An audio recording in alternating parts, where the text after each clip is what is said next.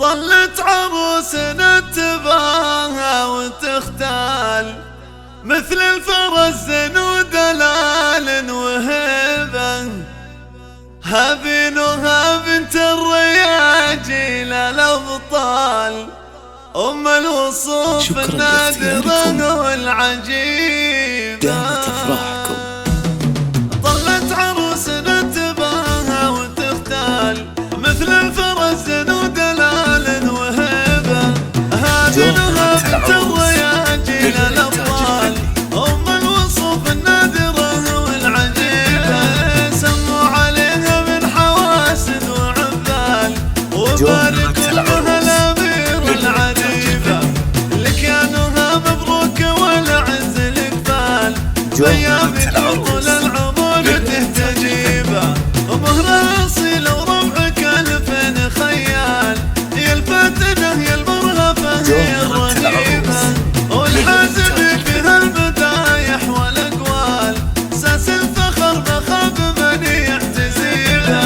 شيخة على جيلك معاك كل الأجيال والصعب لو تبغي تجيبه. بنت الأصول وربعك شيوخ ورجال متعرفين العز ولا هي غريبة. وأبوك راعي الطيب له الضيف مذهال أبو عبد الرحمن اللي مشهور طيبة.